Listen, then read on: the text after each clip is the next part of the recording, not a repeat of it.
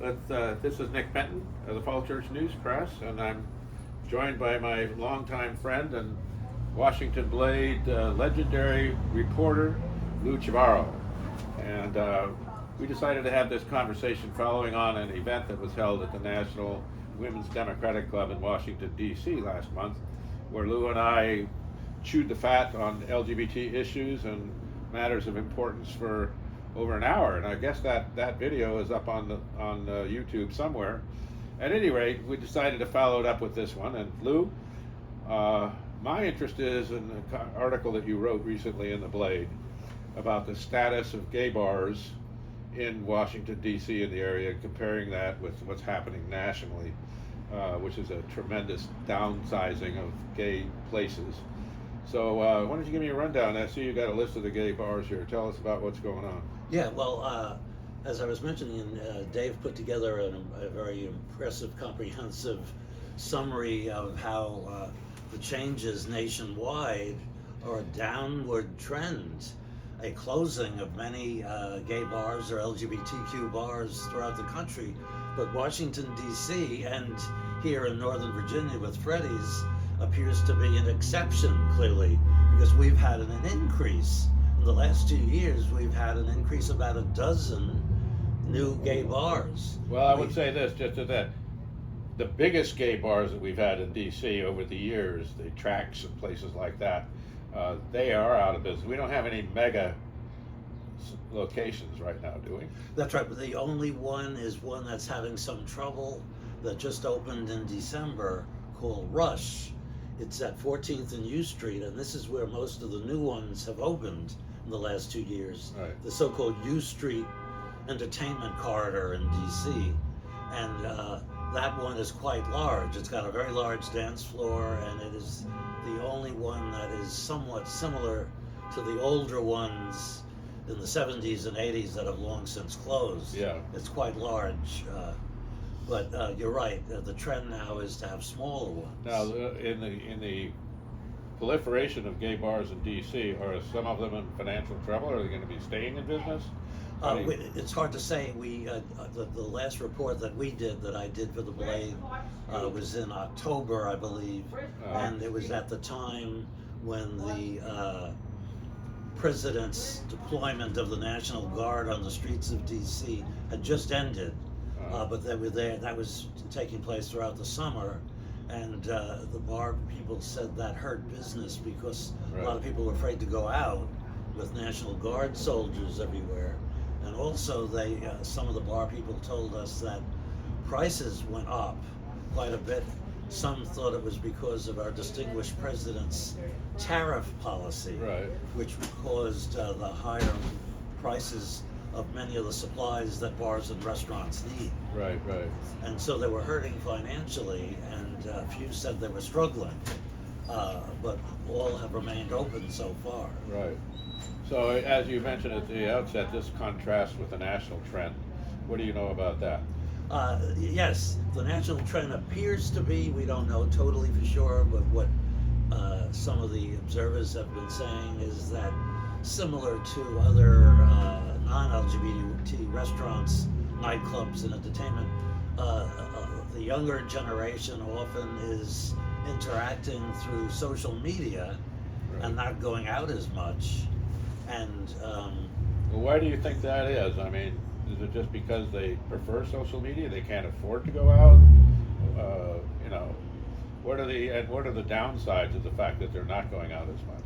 It's unclear. A few people have speculated that some of the bars, or it could be city and state liquor laws, that are somewhat to blame about the young people, because they are not allowed to go in many of the places, including D.C.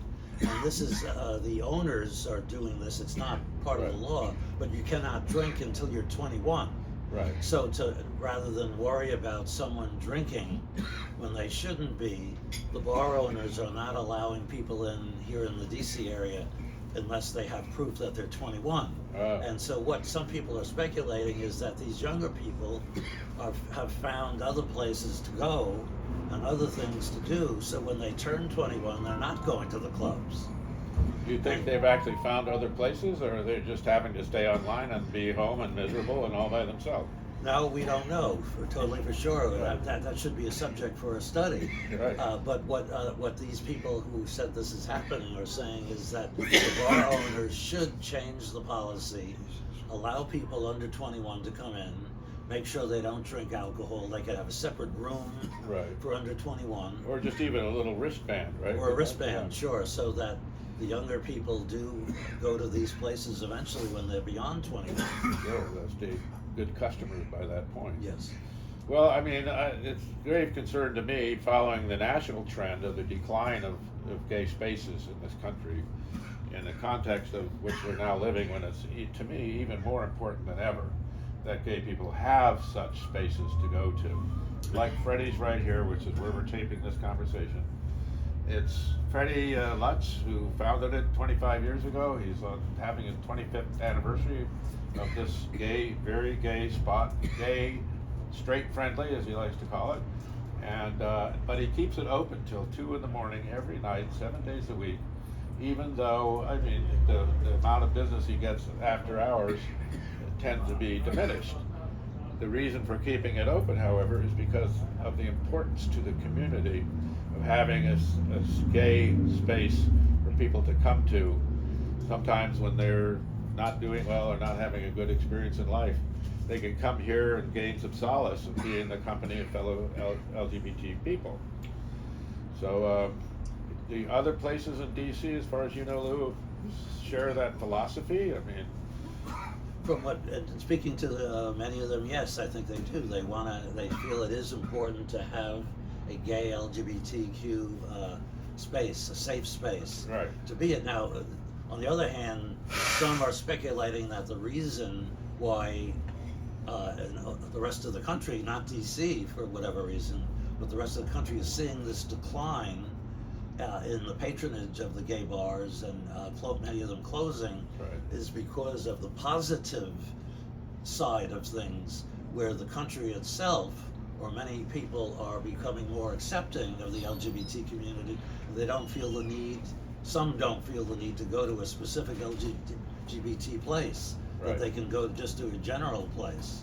Right, yes, that's often, that's a trend we are definitely seeing, but again, it precludes the fact that our tribe, LGBT community, we who identify with that, don't have a safe and easy sailing all the time. But, you know, there are times when just showing up and having a location like Freddie's here, or many of the bars in DC, do feel, I think bar owners in DC do have that idea that they are serving a purpose for their community to just exist, be there for Yes. people who want to come in. So, Yes. have you interviewed people at owners that are saying exactly that sort of thing? We have, and the fact that more have opened, and many of them seem to be doing okay. I mean, as I said earlier, they had some problems Right. in the last year or so because of the economy and other things going on, but there appears to be a sufficient number of patronage for them to stay open. Right, yeah. Well, Freddy's is still, as far as we know, the only gay bar in Northern Virginia. That's right. There have been a few attempts at stuff out further out west in Reston or something like that, but they haven't lasted. Freddie Lutz is a friend of both of us who started this thing 25 years ago. He's actually having an anniversary party coming up this weekend. Yes. And hopefully there'll be a nice turnout for that to celebrate what he's done. Whenever a political figure in Northern Virginia wants to run for statewide office, they never ignore doing an event for the LGBT community of Northern Virginia, and the events therefore are always taking place right here at Freddy's. Yes, including the new governor of Virginia. The new governor, Abigail Spanberger, she had an event right here in Freddy's, and a whole array of elected officials, including Don Beyer and others, are here for that. Freddie's got pictures up on the wall of him with Mark Warner and Tim Kaine, our two state U.S. senators representing the whole state. And so, yeah, it's been quite an important place, politically as just as well as socially, for the LGBT community to come together. He has, among other things, by the way, a Pentagon happy hour every month. And that's because the Pentagon's right up the road from here. Yes. And and the turnout from that has been surprisingly good. Have you ever been to one of those? I don't believe I have, but I'd like to. Well, you don't have to get in uniform to show up. But it is. It's an indication of how he's opened himself up to this entire region for LGBT people of all stripes, you might say, to feel comfortable Yes. being here. He's opened up a bar out in Rehoboth Beach as well, Freddy's in Rehoboth. Yes. Have you been there? Yes. What do you think of the scene out in Rehoboth? Well, it's as many people know, it has a large, very thriving LGBT community in Rehoboth Beach. It has for many, many years. Yes. There's several gay bars in Right. Rehoboth, and Freddy's is among those that's doing quite well. Yeah. So those have all been able to stay open too, right? Yes, as you far as know. we know, yes. Yeah. Well, that's great. So more power to Freddie, more power to those owners in DC of some of the gay clubs that have been questioned, that may not be maybe on the edge or something like that. I understand it was the owner of the Pitchers, right, that was looking at having to respond to challenges to close one of his bars, right? Yes, he is. Actually, it's been reported. We reported that it's actually up for sale now. Okay. But he was among those we interviewed, who was talking about the problems they were having, the higher costs, Right. and this past year, Right. I think he said he's rebounding to some degree. Have you heard any talk about what kind of remedies there may be out there, not only in DC where the gay bar scene is continuing to thrive, but elsewhere in the country? What measures can be taken to try to re-up the whole gay spaces movement? Yes, I have not, other than the fact that the LGBTQ organizations Right. have been speaking out for the need for LGBT spaces. Right. But that might be something that some of the national groups should look into, Yeah. as to see whether they might find out why, or if there could be a way to reverse this course of the closure Right. of the gay spaces, at least the commercial spaces, Right. nationwide. Well, I certainly hope there will be. It can be. I mean, I would certainly support anything along those lines, because it also goes to the question of who we are as a gay people. I mean, what our identity is in this larger context, especially in the world today, where we have an administration of DC that seems hell-bent on reversing a lot of the gains that have been made in the LGBT movement and other progressive civil rights movements in the country. So with that, I guess we'll wrap it up for now. We have a studio audience ready to come up and revel with us at the conclusion of this event. And thank you, David, and thank you, TJ of Go Gay DC, the sponsor of this podcast, and we will talk to you again real soon.